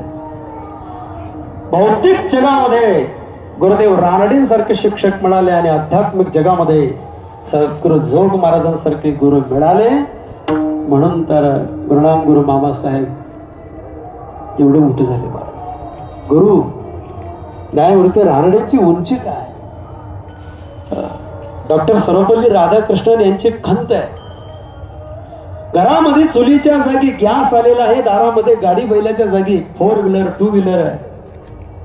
आपण आकाशामध्ये पक्षासारखं उंच भरारी मारायला शिकलो, पाण्यामध्ये माशासारखं पोहायला शिकलो, पण अजून आपल्याला जमिनीवर माणसासारखं चालायचं कसं ते अजून शिकायचं आहे. We have learned to fly in the air like birds and swim in the water like fishes, but how to live on the earth, human beings, we have still to learn. अजून जगायचं कसं ते शिकायचं आहे. आणि हे जगणं जर तुम्हाला कोण शिकवत असेल तर वारकरी संप्रदायाचं तत्वज्ञान आणि वारकरी शिक्षण संस्था शिकवते, संतांचे विचार शिकवतात. उत्थान, आत्मकेंद्री बनणं. गाड्या, मोटर, बंगले, मान, प्रतिष्ठा हे मानवी जीवनाचं लास्ट डेस्टिनेशन नाहीये, हे अचिव्हमेंट नाहीये आपल्या जीवनाची. आपलं गंतव्य स्थान जर काय असेल तर आपलं जे मूळ स्वरूप आहे, मूळ स्वरूप अगा पै पंडू कुमरा आत्मा, SOUL, आत्मा आपलं मूळ स्वरूप आहे. तिथे आपल्याला स्थिर व्हायचं आहे. ते नॉर्मल रेंज मध्ये म्हणतो त्याला. उत्थान शब्दाचा अर्थ आहे भौतिक उत्कर्ष, उत्थान नाहीये. भौतिक उत्कर्ष आध्यात्मिक उत्कर्ष उत्थान आहे. उत्थानाच्या प्रक्रियेमध्ये येणारे घटक काय? जड, उद्धरावे जन. जन या शब्दाच्या पुढे कंसामध्ये, जन म्हणजे नुसती माणसं नाहीत, जन शब्दाच्या पुढे कंसामध्ये स्त्रियांना सुद्धा घ्या. स्त्री आणि पुरुष दोघांचा उद्धार केलेला आहे. भारतीय संस्कृतीमध्ये स्त्रीला स्वतंत्र अस्तित्व नाहीच. तिचं अस्तित्व पुरुषाच्या अस्तित्वामध्ये विलीन आहे. ग्रामीण भाषेमध्ये मी तुम्हाला पटवून देऊ शकतो. माणूस जर गावाचा पाटील असेल तर बाईला आपोआप पाटलीन म्हणतात. साहेब असेल तर साहेबीण म्हणतात. वकील असला तर, भाऊ असला तर काय म्हणतात काय माहिती. विनोदाचा भाग द्या सोडून. पूजा करताना ब्राह्मण सांगतात पतीच्या फक्त हाताला हात लावा, तुम्हाला स्वतंत्र अस्तित्व नाही. आपली संस्कृती पुरुष प्रधान आहे बरं का. म्हणून माणसाचा उद्धार झाला की स्त्रीचा उद्धार आपोआप होतो. पाप आणि पुण्याचं वैचित्र्य निरूपण आपल्याकडे, त्याला डिवायडेशन म्हणू आपण. माणसाने जर पुण्य केलं तर त्याचं पुण्य पत्नीच्या अकाउंटवर आपोआप जमा होतं. तिला वेगळा परमार्थ करायची गरजच नाही. तिने फक्त पतीच्या मताचं अनुसरण करावं, तिला वेगळा परमार्थ करण्याची आवश्यकता नाही. पत्नी धर्मानुगामिनी असते, धर्म स्वचारिणी असते. पतनापासून पतीला वाचवते, तिला पत्नी असं म्हणतात. स्त्री शब्दाचा उल्लेख तुकोबारायांनी स्वतंत्र का केला नाही, तर पुरुषाच्या अंतर्गत तिचं अस्तित्व असतं. म्हणून माणसाचा उद्धार झाला की स्त्रियांचा उद्धार आपोआप होतो. अजून मी इथे थांबेल. वारकरी संप्रदायातल्या संतांनी स्त्रियांना अधिकार कधी दिले? 12व्या शतकामध्ये श्री संत ज्ञानेश्वर महाराज एका मातंग समाजामध्ये जन्माला आलेल्या जनाबाईला पुढे करतात. जनाबाईंचा अधिकार चंद्रभागेच्या वाळवंटामध्ये संत नामदेवांच्या कीर्तनामध्ये चाल कोणी म्हणावे सांगण्याचा अधिकार जनाबाईंचा आहे. स्त्री पुरुष समानता, द कॉन्स्टिट्यूशन ऑफ इंडिया, संविधानाची समानता ही फार अलीकडच्या काळातली आहे. पण 12व्या शतकामध्ये ज्ञानेश्वर महाराजांनी समानता रुजवली. ज्ञानेश्वर महाराज या परंपरेतले बंडखोर संत आहेत. प्रस्थापित सत्य विरुद्ध त्यांनी बंड पुकारलं होतं. सर्वांना अधिकार दिला ज्ञानोबारायांनी. पुराण काळामध्ये जशा गार्गी आणि कात्यायनी नावाच्या स्त्रिया झाल्या, तशा 12व्या शतकामध्ये संत मांदियाळीमध्ये स्त्री आहे. पण स्त्रियांनी ज्ञानोबारायांच्या काळामध्ये अतिक्रमण केलं नाही. आपल्या कक्षेच्या बाहेर त्यांनी पावलं टाकले नाही. वर्तमान काळाबद्दल मला बोलण्याची परवानगी व्यासपीठ मला देत नाही. स्त्रियांचा उद्धार केला. स्त्रियांना वेगळं उत्थानाची गरज नाही. पुरुषाचा उद्धार झाला की तिचं, कारण स्त्रीला आधाराची आवश्यकता आहे. पंडित वेल आणि स्त्री ही विना आश्रया न शोभते. तिला सर्व काळामध्ये आश्रयाची आवश्यकता असते. उद्धारावे जनजड अचेतन पदार्थांचा ज्ञानेश्वर महाराजांनी उद्धार केला. आळंदीला आल्यानंतर माणसं भिंतीच्या पाया पडतात. भिंत पाया पडण्या योग्य झाली. पूर्वीच्या काळामध्ये ते भिंत मातीची असेल. खेड्यातली माणसं ज्या वेळेला आळंदीला यायचे त्यावेळेला त्या भिंतीचे पोपडे काढून घरी नेत असतील. म्हणून मला असं वाटतं नगरपालिकेने तिला सिक्युरिटी दिली आहे. भिंत पाया पडण्या योग्य झाली. अजून सांगू, जड जड अचेतन पदार्थाचा उत्थान केलं ज्ञानेश्वर संतांनी.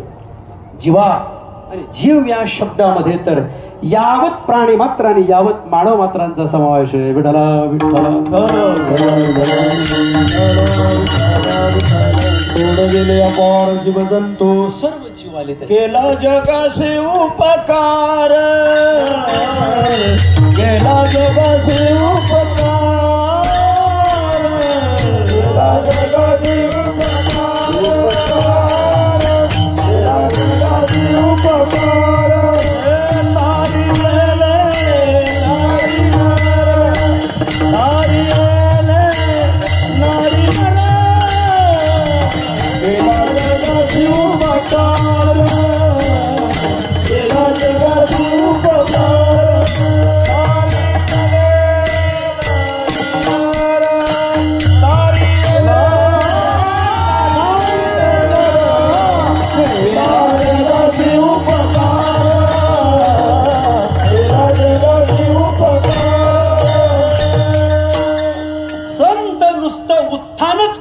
अजून काही करतात. निकोप समाज व्यवस्थेकरिता समाजामध्ये 6 गोष्टी नित्य वर्धिष्णू असल्या पाहिजेत. त्या 6 गोष्टींचा उच्चार तुकोबाराय अभंगाच्या 3ऱ्या चरणात. सुख वाढावया. वाढावया शब्द कॉमन आहे. वाढावया सुख, वाढावया भक्ती, वाढावया धर्म, वाढावया कुलाचार, वाढावया. एक सूत्राचा विस्तार करता येऊ शकतो. सुख, कोणतं सुख संतांनी वाढवलं? आत्म्याच्या आणि परमात्म्याच्या मिलना 2 ओव्या पर्याप्त आहेत. तरी सुख दे गा किरीटी किंबहुना सोय. असं सुख संतांनी दिलं. त्या सुखाची मर्यादा करता येत नाही. देशे काले वेदाणव. एखाद्या सिद्धांताचं पुष्टीकरण दृढीकरण करण्याकरता अन्य संतांच्या प्रमाणाची पुष्टी घेण्याची प्रथा आपल्या परंपरेमध्ये. फॉर्म्युला म्हणून 1-2 पुरे झालं. एखाद्या सिद्धांताचं दृढीकरण करायचं असेल तर त्याला प्रमाण काय, प्रमाणा वाचून बोलू नये, ही आपली परंपरा आहे. म्हणून एखादं प्रमाण आवश्यक आहे. सुख वाढावया सुख. भक्ती, संतांनी भक्ती कोणती वाढवली? मेंढरी भक्ती नाही वाढवली. एक मेढी निघाली की चालली दुसरीकडे. आलं का लक्षात? वाढा. प्रत्येक शब्दाला मला थांबता येईल, पण वेळ मर्यादा आहे. 2 मिनिट संप्रदायपूर्वक भजन करू. 5-7 मिनिटांमध्ये मी थांबण्याचा प्रयत्न करेल. विठोबार कुमार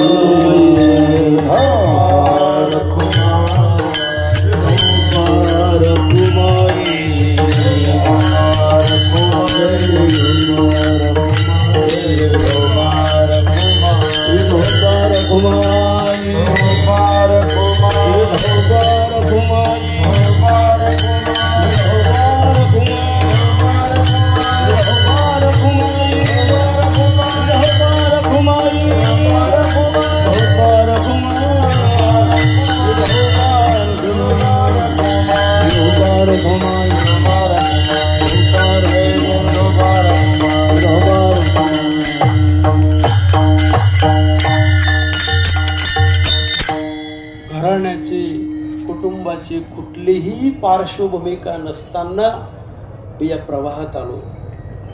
संगती फक्त. उठलो की गावाघराजवळ एक कुंभार बाबा होते, सीतारामभाऊ कुंभार. ते वारकरी शिक्षण संस्थेचं स्तवन करायचे, विद्यार्थ्यांचं स्तवन करायचे. बरोबर आहे मोठे बाबा, बरोबर आहे नथुसिंग बाबा, शिंबी बाबा, सिकळू बाबा, फुले बाबा, वैद्य जुडे गुरुवारांचं ते नाव घ्यायचे. आणि मग मला ती त्यांच्याजवळ बसून मला ती प्रेरणा मिळाली. आणि जळगाव जिल्ह्यामध्ये खानदेशामध्ये गुरुनाम गुरु सद्गुरू रामदास बाबा मूर्तिमंत वैराग्य होतं महाराज. बरोबर आहे. रामदास बाबा वरसाडेकर त्याचे गुरु होते. आणि त्यांच्या जवळ बसून संगत भविष्य घडवते. तुम्ही मला तुमची संगत दाखवा, मी तुमचं फ्युचर सांगतो. Show me your company, I tell you your future. 10 वर्षांनी तुमची प्रगती काय. संगत फार महत्वाची.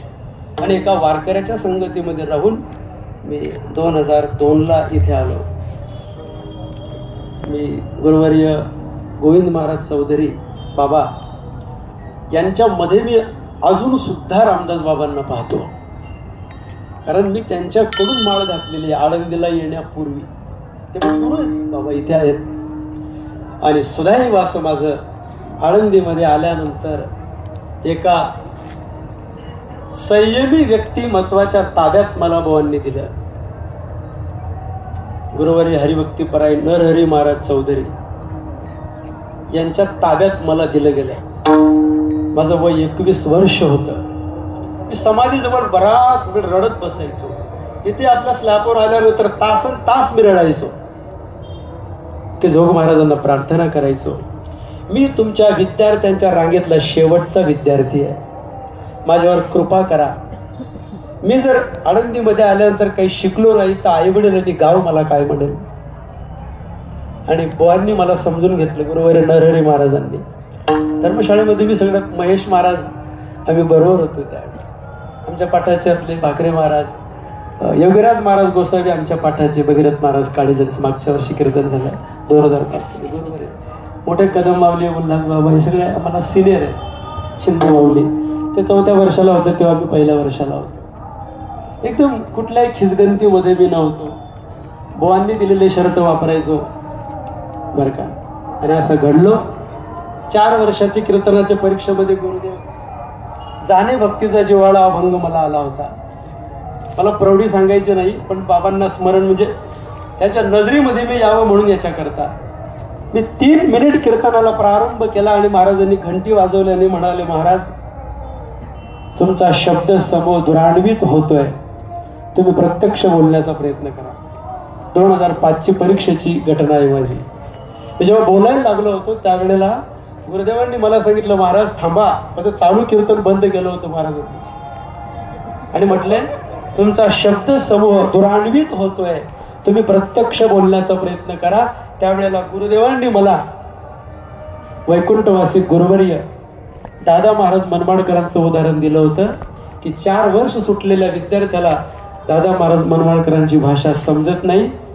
तुमच्या समोर शास्त्र संस्कार असलेला श्रोता पाहिजे, प्रत्यक्ष बोलण्याचा प्रयत्न करा, असं गुरुदेवांनी मला त्यावेळेला चालू कीर्तनात सांगितलं होतं. आपल्या मनमाडचे दादा महाराज मनमाडकर तत्वज्ञानावर त्याने डॉक्टर ऑफ फिलॉसॉफी केलेली होती. आणि घडलो बस एकच काम करतो. आणि ज्या वेळेला आमची 4 वर्ष पूर्ण झाली, वैकुंठवासी गुरुवर्य मोठे बाबा परमहंस पदाला पोहोचलेले महात्मे महाराज 18वा अध्याय शिकवायचे. कधी कधी जुन्या संस्थेतून बाबांना मी हात धरून जिकडच्या संस्थेमध्ये आणायचो. काय तो हात काव्यतीर्थ वेदांत वाचस्पती जगन्नाथ महाराज पवारांनी गुरुवर्य मोठे बाबांच्या बाबतीमध्ये वटवृक्ष नावाच्या पुस्तकामध्ये एक वाक्य केलेलं आहे, ओजस्वी परंपरेचा तेजस्वी हिरा. मोठे बाबा आणि संस्था ह्या 2 गोष्टी भिन्न नाही, प्राण होते. माझं भाग्य आहे, माझ्या लग्नाला मोठे बाबा होते, त्याची मिरवणूक काढली. माझं भाग्य आहे महाराज. आणि माईक घेऊन बाबा बोलले, अरे तो आता कीर्तनकार झाला बरं का, जोडून याद.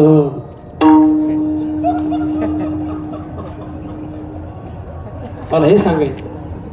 मला बाबा एकदा गुरुवारे गोविंद बाबा पासुरेकर ते कीर्तन होते पासुरीला, बाबांनी असं मागे बसून कीर्तन ऐकलं. मला म्हटले, तू फार अस्खलित बोलतो. एक खंत माझ्या मनामध्ये. त्यावेळेला बाबा आशीर्वाद गॅरेजवाले जीवाहूंच्या घरी मुक्कामाला होते. आणि बाबा म्हटले, अरे माझ्या गावाला मला संत धाम बांधायचं आहे, काही योगदान. माझी काहीतरी मती मारली गेली असेल, दुर्बुद्धी झाली, तेव्हा बाबांना मी काही योगदान दिलं नाही. पण संस्थेमध्ये जेव्हा शिकलो आणि कीर्तन करायला लागलो, लोक मानायला लागले, आपलं काहीतरी देणं लागतं संस्थेचं. म्हणून थोडे पैसे बाजूला काढून मी दिंडोरी तालुक्यामध्ये शिवणे नावाचं गाव आहे, पांडुरंग पाटील गडकरी बाबांना माहिती आहे, त्यांच्याकडे असे पैसे साठवत गेलो. आणि व्यक्तिगत 51,000 रुपयाचा चेक संस्थेच्या शताब्दी महोत्सवामध्ये गुरुवर्य दादांच्या हातामध्ये शिवण्याला दिला. आपलं देणं लागतं या संस्थेचं बरं का. आणि पंढरपूरला नाना ते जोग महाराजांच्या कृपेने नवमीला पंगत चालूच आहे. आपण विद्यार्थी आहोत, देणं लागतं आपल्याला संस्थेचं. घडलो जे माझं जे श्रेय आहे सगळं हे मी गुरुवार नरहरी महाराजांच्या व्यक्तिमत्वामुळे घडलो. अजून सुद्धा आम्ही जेवढे विद्यार्थी बुवांकडे शिकतात अजून सुद्धा आम्ही त्यांना घाबरतो. त्याच्या व्यक्ती बाबा गुरुवार बबन बाबांनी मला एक गीता दिली होती, त्यावेळेला तुला आळंदीला राहायचं आहे 4 वर्ष. आणि अजून तुम्हाला विद्यार्थ्यांना सांगतो, आमच्या वेळेला थोडंसं उत्तेजनार्थ घट होता. आणि कीर्तन केलं, तद्बुद्धे तदात मानस या श्लोकावर प्रवचन केलं. त्यावेळेला मला वाटतं नाना होते आणि दुबे सर होते परीक्षक. ते म्हटले होते, हा विद्यार्थी उकिरड्यात पडलेला हिरा आहे. असं मी माझी प्रौढी करत नाही. आणि त्यावेळेला उत्तेजनार्थामध्ये प्रवचनात मला 1 नंबर दिला होता. आणि उत्तेजनार्थामध्ये कीर्तनात 6 नंबर आला 2005 मध्ये. अशी संस्था आहे. बस उरलेलं आयुष्य, शेवटचा श्वास जोग महाराजांच्या चरणी. मी असं म्हणेल, कदाचित पुढचे अनंत जन्म घ्यावे लागलेत तर वारकरी संप्रदायाचीच मी पाहिजे. गुलाबराव महाराज माधवकर असं म्हणतात, जगामध्ये अनेक तथाकथित संप्रदाय आहेत, पण वारकरी संप्रदायासारखा पंथ नाही, कारण तो फार मोठ्यांनी स्वीकारलेला पंथ आहे. खरं म्हणजे गुलाबराव महाराजांचं मत असं आहे, वारकरी पंथाला पंथ नाव संकोचित करणार आहे, त्याला विश्वधर्म असं म्हटलं पाहिजे. आणि तो विश्वधर्म होणार आहे. माझी वेळ संपली. जे घडलं, जे शिकलो, प्रामाणिकपणे शिकलो. आणि आज सुद्धा जगामध्ये, समाजामध्ये ज्ञानोबारायांचे, तुकोबारायांचे, जोग महाराजांच्या परंपरेचे, गुरुदेवांचे विचार प्रामाणिकपणे समाजापर्यंत एक सांगायचं राहिलं. बस ज्ञानेश्वरी 18वा अध्याय बाबा जेव्हा सांगायचे, लहान मुलगा जसं स्वच्छंदपणाने हसतो तसे मोठे बाबा हसायचे. महाराज परमहंस पदाला पोहोचलेल्या महात्म्यांची जी लक्षणं असतात ती मोठे बाबांची. बरोबर आहे. मारुती बाबांच्याकडून विचारसागर शिकलो. ज्या वर्षी पाठाला आलो त्या वर्षीच गुरुदेव नत्तूसिंग बाबा आणि शिंपी बाबांचं निर्माण झालं होतं. एकच पाठ जुन्या संस्थेमध्ये. शिंपी बाबांचा फक्त एकच पाठ, आपला गुरुवार नत्तूसिंग बाबांचा एकच पाठ ऐकला जुन्या संस्थेमध्ये. नंतर मग त्यांच्या श्रवणाचा योग आला नाही. बरोबर आहे. निकम बाबा एकदा त्यांनी पाठामध्ये काहीतरी चुकलं होतं, पाठीवर जोराने मारलं. आनंद वाटला, डोळ्यातून अश्रू आले, पण गुरुदेवांचा हात पडला पाठीवर, हा प्रसाद मिळाला. ताकद होत नव्हती. बरोबर घुले बाबांच्या रूम मध्ये जाण्याची, त्यांच्या नजरेला नजर भिडवण्याची. मला इथे सर्व कीर्तनकार बांधवांना एक सांगायचं आहे, ज्या वेळेला आम्ही 4 वर्ष पूर्ण झाली त्यावेळेला कोर्टवाले धर्मशाळेमध्ये आम्ही बाबा निरोप समारंभामध्ये वैकुंठवासी गुरुवारी विठ्ठल बाबा घुलेंना बोलावलं. बुवा असे हात जोडले बुवांनी महाराजांनी आणि असं म्हटले, आता तुम्ही गावोगाव फिरणार, तुम्ही लोक तुम्हाला कीर्तनाला बोलावतील. बुवा म्हटले, असे हात जोडले. बुवांनी सांगितलं, विद्यार्थ्यांनो प्रचार करा, प्रचार करा, प्रसार करा, पण मागू नका. बरोबर. निकम बाबा असं म्हणायचे, परवडलं नाही तर पुन्हा जाऊ नका, पण मागू नका. हृदय भरून येते. एवढे मोठे उंचीचे अधिकारी पुरुष, त्यांना किती काळजी आहे आपल्या संप्रदायाची. महाराज खूप काही बोलण्यासारखं आहे.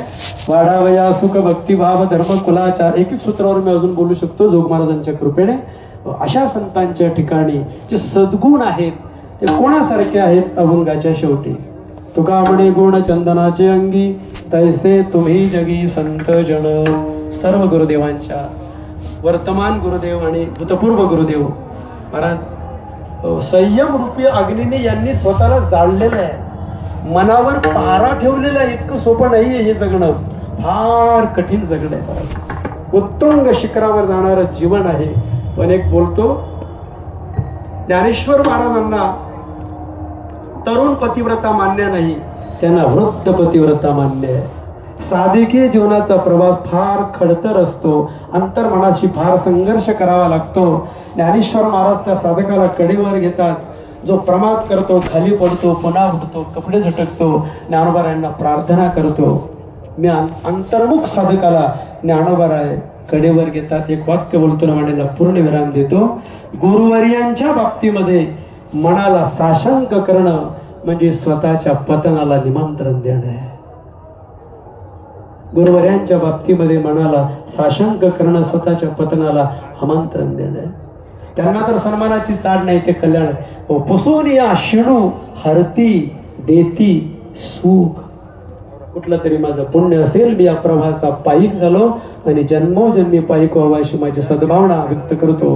सर्वांच्या चरणी पाणीला पूर्ण विराम देतो. किंबवणा तुमचे केले धर्म कीर्तने सिद्धी नेले, एक माझे जीवरले पायीक पण. ज्ञानेश्वर माऊली